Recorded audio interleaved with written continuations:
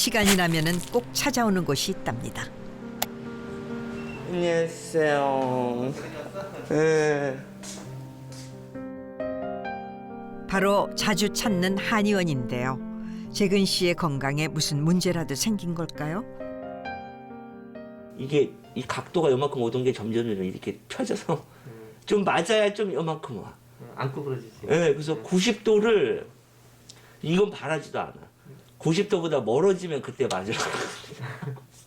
양방에서 말하는 방아쇠 수지증후군이라 그래요. 직업적인 과사용 때문에 그렇죠. 가해질 많이 하신 분들. 요게 이제 80% 이상 되시고요. 또 이제 선천적으로 조금 약하게 태하시는 분들도 이렇게 문이 생길 수 있습니다. 몇 개월 넣을 거야 여기는. 거기 제일 아파요. 거기 제일 아파. 그동안 쉼 없이 달려온 탓일까? 이제는 어떤 치료를 받아도 쉽게 나아지지 않는다고 합니다. 더 안 아팠으면 하는 거? 네, 완벽하게 돌아갈 수는 없지만 더는 안 아프도록 조절을 해야죠. 네, 그럼 관리도 해야 되고 치료도 해야 되고. 손은 디자이너에게 생명과도 같은 존재이기에 그의 고민은 더욱 깊어갑니다. 이 손가락이 아픈 거에 있어서 약간 이렇게 일에 대한 게 약간 이렇게 주저하게 되는 걸로 바뀐 거. 더 아프면 안 되니까. 그래서 디자인을 조금 더 놓게 되는 손가락 때문에. 왜냐면 저는 손으로 하는 거를 가장 잘하고 자신 있고 황재근의 디자인 철학이거든요. 이 손가락이. 재근 씨가 오랜만에 먼 길을 떠납니다. 생각이 많아질 때면 꼭 한 번씩 찾는 곳. 검은 봉지 속에 무언가를 챙겨 한적한 시골길을 따라 들어섰는데요.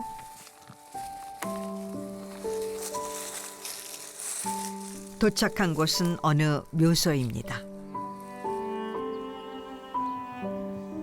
경건하게 술을 따르는 재근 씨. 그리고는 예의를 갖춰 절을 올리는데요. 과연 누구의 묘이길래 이토록 애틋해 보이는 걸까? 엄마, 꽃봉오리가 보여. 좀 있어 엄마가 좋아하는 꽃이 필 거야. 어린 시절 재근 씨가 기억하는 어머니의 모습은 어땠을까? 어머니도 결혼하시기 전에 패션 디자이너셨고 옷에 대한 본인의 철학이 있었어요. 어렸을 때 어머니가 굉장히 멋쟁이셨고 결혼하시기 전에 사진 보면 너무나 패셔너블 하셨고 그래서 자식들한테 항상 좋은 옷을 사주셨었어요. 오남매 중 막내로 태어난 그는 어머니의 예술적 감각을 가장 많이 물려받은 아이였습니다. 뭐 이게 형편이 넉넉해서 간 게 아님에도 불구하고 꼬박꼬박 생활비도 보내주시고 뭐 많지는 않았지만 막내 아들이 하고 싶어하던 패션 디자이너로서의 꿈을 끝까지 지원해 주시기 위해서 이렇게 몸도 불편하신데 되게 아끼셨어요.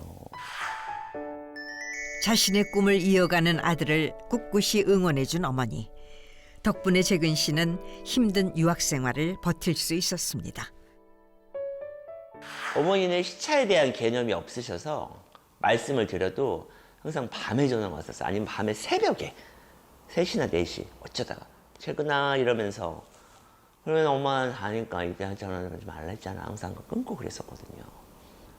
근데 어느 날 그 시간대에 큰 누나한테 전화가 왔어요. 그래서 전화를 받는 순간 이거 좀 이상하다. 근데 엄마가 의식이 없으시니까 네가 와야 될 것 같다. 근데 표값이 없었어요. 왜냐면 제 한 달 생활비가 100만 원이었는데 비행기는 그 당시 왕복이 뭐 200만 원, 300만 원 막 이랬거든요. 그래서 어떡하지 하다가 우리 반 애들 중에 일본 준재벌 그 아들이 있었어요. 별로 친하지는 않았는데 갔어요. 그래서 나 돈 좀 빌려줄래? 너 왜? 그래서 우리 어머니가 위독하시는데 비행기 표값이 없어. 그러니까 콜쌤에서 바로 지갑에서 꺼내서 빌려줬어요. 돈이 말해서 1,000유로를. 표를 타고 한국에 왔는데 거기가 시차가 8시간이 느리고 이러다 보니까 다 끝났어요. 그래서 집에 갔더니 엄마는 없고 엄마 사진만 있었어요. 그래서 이렇게 많이 울었던 기억이 나고. 어머니의 마지막을 지키지 못했던 재근 씨. 어머니의 헌신이 없었다면 그는 지금의 자리까지 올 수 없었을 겁니다.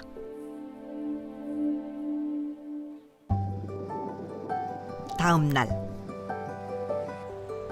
어디론가 향하는 재근 씨. 이곳이 요즘 그가 자주 출근하는 일터라고 합니다. 모든 스케줄 일은 항상 일찍 오는 편이에요. 그래야 저도 마음의 준비를 하고 항상 일할 때는 좀 긴장을 하게 되니까. 바로 홈쇼핑에 판매될 상품을 소개하는 일입니다.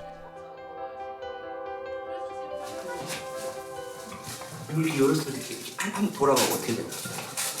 펄렁펄렁 거리는 거 느낌이 막 흔들고 막 이런 거. 그런 거 막 여기 있고 찰랑거리 있고 막. 모아지는 느낌이 멀어져. 왜냐면 뒤에가 라글란이어서 그래 소매 패턴이. 단짝을 저번 신고보다 훨씬 앞에 넓게 뺀 거 같은데 단짝. 단장을 일부러 넓게. 네, 그러니까. 칼라도 작년보다 좀 커진 것 같아가지고 단짝도 그렇고. 맞아요. 단짝이 커지면 칼라가 커질 수밖에 없고 약간 밑으로 이렇게 더 세모로 내려갔거든. 맞아요. 좀 뾰족하게. 네, 요새 그게 유행이니까. 맞아요.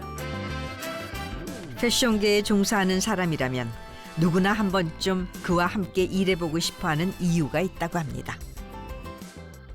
정말 우리 선생님은 되게 적극적으로 여기는 어떻게 뭐 여기는 이런 길이 막 이렇게 약간 어느 정도 저를 모델처럼 이렇게 약간 360도 돌려서 그리고 마네킹 같은 느낌으로 저를 이렇게 해주실 때는 여기 이렇게 방송에 내가 이렇게 이 정도까지 나가도 되나 뭐 이런 생각이 든 적은 있었어요. 근데 오히려 그게 더 좀 그렇게 좀 와닿게 느끼시는 것 같아요, 고객님들도. 패션에 일가견이 있는 사람들이 모두 모인 동대문. 오늘은 재근 씨도 이곳을 찾았습니다. 동료 디자이너들의 패션쇼를 찾을 때마다 재근 씨 또한 남다른 감정이 든다고 합니다. 앞으로 할 기회를 상상하면서 그 흥분과 긴장감, 남의 쇼 같으면서도 내 쇼 같기도 하고, 되게 쿵쿵쿵쿵거리는 게 있어요. 드디어 패션쇼가 시작됐습니다. 단 10분의 쇼를 위해 몇 달 또는 몇 년을 준비한 노력의 결과물이 등장합니다. 모든 옷이 소중한 영감으로 돌아오기에 재근 씨는 하나의 작품도 놓칠 수 없습니다. 과연 오늘의 쇼가 그에게 어떻게 다가왔을까? 저 선생님의 디자인 철학을 이해하고 있는 후배로서 그 철학을 어떻게 한번 또 업그레이드 하셨고 더 견고하게 하셨는지를 보면서 나도 저런 단단한 디자인을 해봐야겠구나. 동기가 됐고 되게 그쵸. 마음이 막 벅차오르죠. 잠자고 있던 디자인에 대한 열망이 다시금 끌어오르는 재근 씨. 앞으로 그는 어떤 목표를 향해 걸어나가게 될까요? 인간 황재근이 디자이너 황재근에게 해주고 싶은 말은 손에서 절대 놓지 마렴. 손이 부러지는 한이 있더라도. 디자이너로서 영원해야죠. 다시 저도 시작하고 컬렉션도 하고 세일즈도 하고.